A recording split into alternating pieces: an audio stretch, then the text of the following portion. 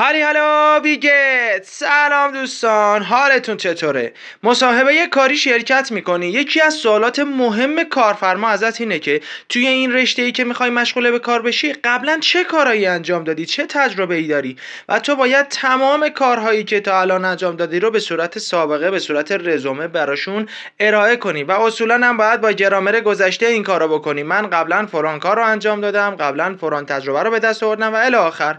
پس بیا بریم برای قبولی توی مصاحبه کاری گرامر گذشته رو یادت بدم. اما Vergangenheit زمان گذشته رو با دو نوع جمله میتونی بنویسی. نوع اول perfect که خیلی ها به این perfect حال کامل هم میگن و پقتقیتوم. پس آپشن داره، به دو روش میتونی جمله زمان گذشته بگی. اما جمله پرفکت ساختارش چه شکلیه؟ زوبیکتیو فاعل به علاوه یکی از دو فعل کمکی هابن یا زاین به علاوه مابقی جمله به علاوه پارتیسیپ سوای فون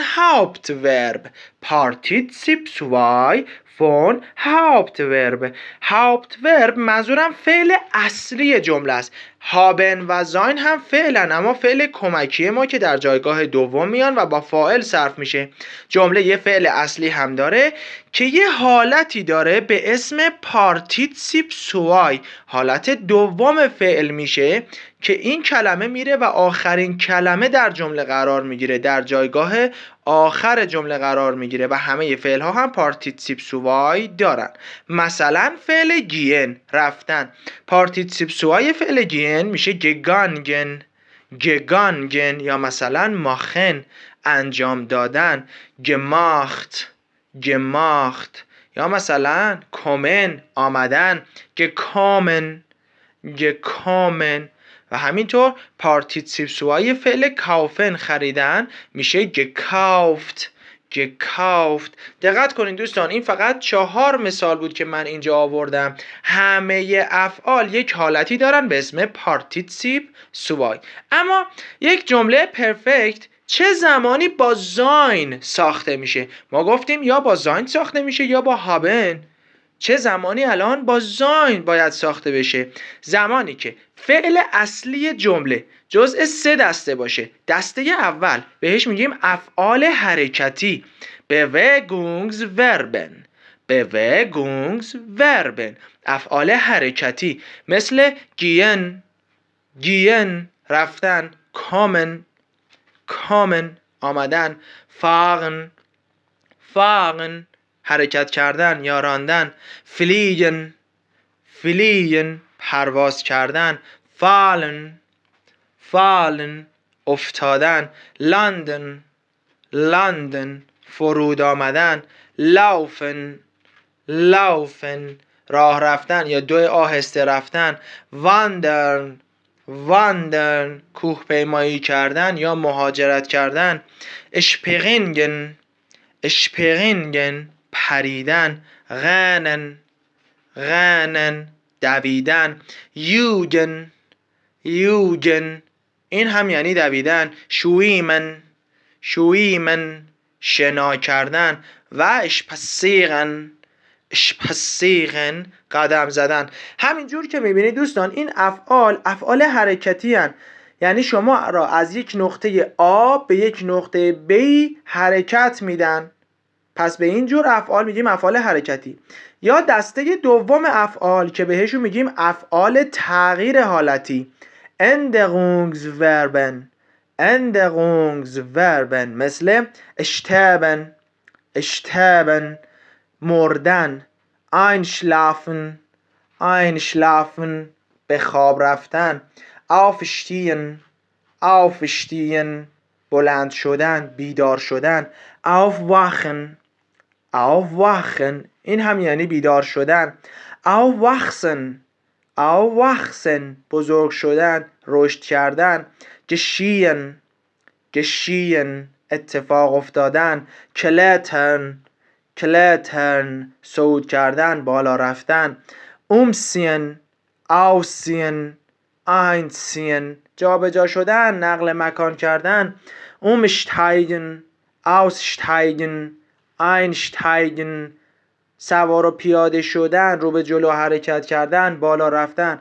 همینجور که میبینید یک فعلی مثل اشتربن، یعنی یک کسی از حالت زنده به حالت مرده تبدیل میشه، پس یه تغییر حالتی شکل گرفته، یا خوابیدن همینطور. و دسته سوم افعال که بهشون میگیم افعال استثناء، 4 تا فعل هم بیشتر نیستن که بهشون میگیم Ausnahmeverben. Ausnahmeverben، افعال استثناء.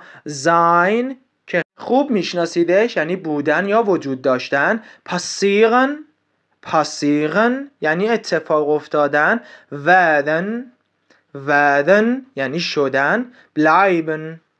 bleiben یعنی ماندن. پس اگر فعل اصلی جمله که حالت پارتیسیپ سوای اون میره آخرین کلمه قرار میگیره جزء این 3 دسته باشه، جمله ما با زاین پرفکت میشه. بریم با هم چند تا مثال بزنیم. zum Beispiel به عنوان مثال.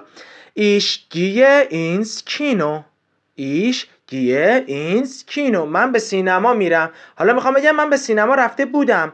فعل اصلی من گینه، حرکتیه، پس باید با زاین گذشته بشه و پارتیسیپ سوای فعل گین هم بره آخرین کلمه قرار بگیره.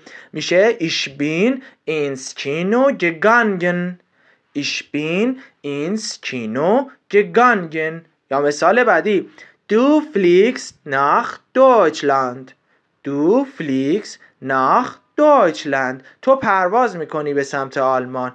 حالا میخوام بگم تو پرواز کرده بودی به سمت آلمان. فلیگن فعل حرکتیه، پس با زاین باید گذشته بشه.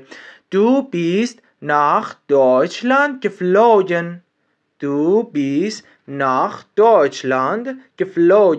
تو به سمت آلمان پرواز کرده بودی. و همینجور که میبینید که geflogen فرم پارتیسیپ سوای فعل فلیگن هست و شما باید همه فعل ها رو با پارتیسیپ سواش حفظ کنید.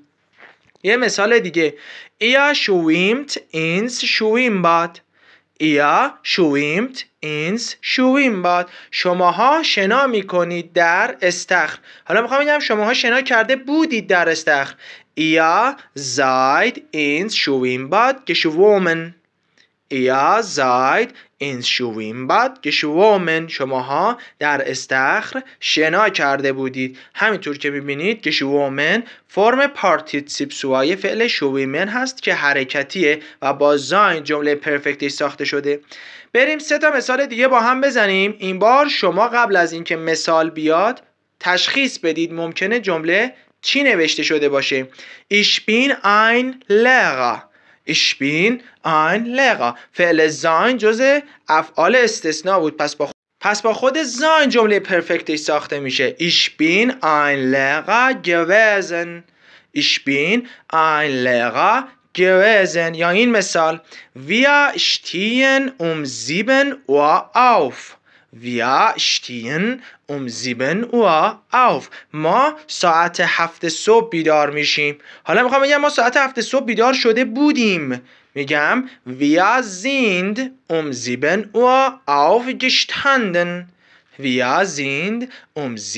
Uhr aufgestanden. ما ساعت 7 صبح بیدار شدیم. و بریم برای آخرین مثال. Er fährt jeden Tag Fahrrad. اون هر روز دوچرخه میرونه. حالا میخوام بگم اون دوچرخه میروند. Er ist Fahrrad gefahren. اون دوچرخه میروند. و همین جور که میبینیم افعال حرکتی، تغییر حالتی یا استثناء با زاین جمله پرفکت میسازن. اما چه جملاتی با هابن جمله پرفکتشون ساخته میشه؟ خیلی مشخصه. زمانی که جمله فعل اصلیش هر فعلی به جز اون 3 دسته باشه. کدوم 3 دسته؟ افعال حرکتی، افعال تغییر حالتی و افعال استثناء. اگر فعل اصلی جمله جزء این 3 تا دسته نباشه پس با هابن جمله پرفکتی ساخته میشه. نکته: اکثر فعل ها با هابن جمله پرفکت میسازن و تعداد افعالی که با زاین جمله پرفکت میسازن محدوده. پس شما اینجا خیلی کارتون راحت تره. نکته دوم در مورد افعال حرکتی و تغییر حالتی. افعال استثناء که 4 تا دونه بیشتر نبودن، اما افعال حرکتی و افعال تغییر حالتی، افعالی که توی اسلاید سوم آورده شده بود، اینها اصلی ترینن. شاید فقط چند تا فعل دیگه باشه که به اینها اضافه بشه، ولی افعال داخل اسلاید 3 اصلی ترینن. یعنی شما اگر فقط همون افعال رو حفظ کنید که جمعاً 30 یا 5 تا فعل بیشتر نمیشه، خیلی راحت میتونید جمله پرفکت بگید و دیگه نیازی نیست هی برید سرچ کنید ما بقیه افعال رو پیدا کنید، چون اون افعال هم حتی زیاد استفاده توی مکالمه روزمره نمیشه. شما همون افعال رو حفظ کنید به شدت به کارتون میاد. اما بریم چند تا مثال بزنیم. Zum Beispiel Ich lese eine Zeitung. Ich lese eine Zeitung. من یک روزنامه میخونم. لزه نه حرکتیه، نه تغییر حالتی و نه استثناء، پس با haben جمله پرفکتش ساخته میشه. Ich habe eine Zeitung gelesen. Ich habe eine Zeitung gelesen. من یک روزنامه خونده بودم. یا مثال بعدی Wir sehen unseren Freund. Wir sehen unseren Freund. ما دوستمون رو دیدیم. حالا میخوام بگم ما دوستمون رو دیده بودیم. Wir haben unseren Freund gesehen. Wir haben unseren Freund gesehen. ما دوستمون رو دیده بودیم. sehen یعنی دیدن، پس نه حرکتیه، نه تغییر حالتی و نه استثناء، پس با haben جمله پرفکتش ساخته میشه. و یه مثال دیگه Er macht einen Kaffee. Er macht einen Kaffee. اون یه قهوه درست کرد. حالا میخوام بگم اون یه قهوه درست کرده بود. Er hat einen Kaffee gemacht. Er hat einen Kaffee gemacht. اون یه قهوه درست کرده بود و فعل ماخن هم نه حرکتی، نه تغییر حالتی و نه استثناء، پس با haben جمله پرفکتی ساخته شده. بری با هم 3 تا مثال دیگه بزنیم. این بار شما قبل از جمله پرفکت حدس بزنید چه جمله‌ای میتونه قرار بگیره. Ich brauche das Auto. Ich brauche das Auto. Ich habe das Auto gebraucht. Ich habe das Auto gebraucht. من یه ماشین نیاز دارم. من یه ماشین نیاز داشتم. Ihr habt die neue Wohnung. Ihr habt die neue Wohnung. شماها دارید یک خونه جدید. حالا میخوام بگم شماها داشتید یک خونه جدید. به نظرتون چه جمله‌ای باید بنویسم؟ Ihr habt die neue Wohnung gehabt. Ihr habt die neue Wohnung gehabt. فعل haben نه حرکتی، نه تغییر حالتی و نه استثناء، پس با خود haben گذشته میشه. و آخرین مثال Sie essen die Pizza. Sie essen die Pizza. شما خوردید پیتزا رو. حالا میخوام بگم شما خورده بودید پیتزا رو. Sie haben die Pizza gegessen. Sie haben die Pizza gegessen. همینطور که ببینیم اسن یعنی خوردن، نه حرکتیه، نه تغییر حالتی و نه استثناء و با haben جمله پرفکتی ساخته میشه. پس خوب به این افعال دقت کنید و حفظشون کنید، خیلی راحته. اما نوع دوم جمله پرتقیتوم. ساختار این جمله چیه؟ زوبیکتیو فاعل جمله به علاوه Präteritum Form von Hauptverb. Präteritum Form von Hauptverb به علاوه مابقی جمله. Hauptverb که همون فعل اصلی مونه. پرتقیتوم هم مثل پارتیسیپ سوای یک حالت دیگه ای از فعله. پس فعل تا اینجا ما یاد گرفتیم یه حالت داره بهش میگیم پارتیسیپ سوای و یه حالت داره بهش میگیم پرتقیتوم. حالا باید از فرم پرتقیتومش استفاده کنیم. مثلا گین پرتقیتومش میشه گینگن. یا مثلا ماخن پرتقیتومش میشه ماختن. همینطور فعل کومن پرتقیتومش میشه کامن. و آخرین فعل کاوفن پرتقیتومش میشه کافتن. همه افعال یه حالت پرتریتومی دارن. و نکته، حالت پرتریتوم مثل حالت پرسنس فعل صرف میشه و نکته‌ای که داره چیه؟ صرف اول شخص مفردش با صرف سوم شخص مفردش یکیه، یکسانه. مثل پرسنس نیست که اندونگ ایش ا باشه، اندونگ ارزی است. اگر نمیدونی صرفات چجوریه، توی ویدیوهای دوم درس دوم برات گفتم، برو ویدیوهای درس دوم رو ببین. پس پرتریتوم هم مثل پرسنس صرف میشه. گین پرتریتومش هست گینگن. دقت کنید، برای ایش شده گینگ، برای دو گینگست و برای ارزی اس باز شده گینگ. صرف اول شخص مفرد با صرف سوم شخص مفرد یکسانه. ویا گینگن، ایا گینگت و زیونزی گینگن. همینطور فعل ماخن پرتریتومش میشه ماختن. ایش ماخته، دو ماختست، ارزیس ماختت. دوباره میبینی صرف ایش با ارزیس یکسانه. ویا ماختن، یا ماختت و زیونزی ماختن. و فعل کومن که میشه کامن، ایش کام، دو کامست، ارزیس کام. میبینیم صرف ایش با ارزیس باز یکسانه. ویا کامن، یا کامت و زیونزی کامن. پس به این صرف ها دقت کنید. اما بریم چند تا مثال بزنیم. سومبا اشبیل، ایش گیه اینس کینو، ایش گیه اینس کینو. من به سینما میرم. حالا میخوام من به سینما رفته بودم. ایش گینگ اینس کینو، ایش گینگ اینس کینو. حالا اینجا اومدم دیگه از حالت پرتریتومش استفاده کردم. یا مثلا ویا زین اونزرن فرویند، ویا زین اونزرن فرویند. ما دوستمون رو دیدیم. حالا میگم ویا زاین اونزرن فرویند، ویا زاین اونزرن فرویند. ما دوستمون رو دیده بودیم. زاین پرتریتوم فرم فعل زینه. و macht einen Kaffee، macht einen Kaffee پرتریتومش میشه machte einen Kaffee، machte einen Kaffee. و سه تا مثال بعدی شماها با منم حدس بزنید که جمله بعدی چی میشه.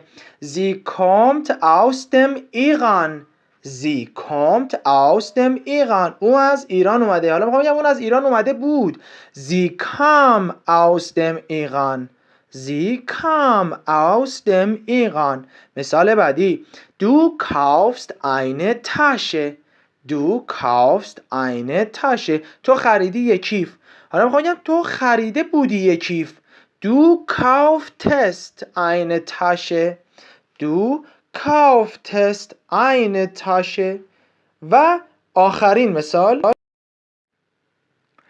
Ihr esst die Pizza، Ihr esst die Pizza. شماها خوردید پیتزا رو. حالا میخوام بگم شماها خورده بودید. Ihr asset die Pizza، Ihr asset die Pizza. asset پرتریتوم فرم فعل اسنه.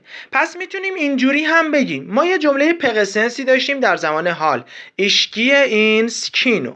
بعد میتونیم به دو نوع جمله گذشتهش رو بگیم. نوع اول پرفکت که گفتم به پرفکت حال کامل هم میگن که میشه ایش بین اینس کینو گگانگن. و حالت پرتریتومش ایش گینگ اینس کینو. توی حالت پرفکت ما از یک فعل کمکی هابن یا زاین استفاده میکنیم و پارتیسیپ سوای فعل اصلی رو میبریم آخر کلمه. توی پرتریتوم خود فعل اصلی حالت پرتریتومش رو میاریم و با فاعل صرف میکنیم. و این مثلا حالت پرسنس، حالت حال میشه ich habe ein Haus، من یه خونه دارم. پرفکتش میشه ich habe ein Haus gehabt، من یه خونه داشتم. و پرتریتومش میشه ich hatte ein Haus، من یه خونه داشتم. hatte پرتریتوم فرم فعل هابنه. پس یه آپشنه که شما میتونی به دو نوع جمله زمان گذشته بگید.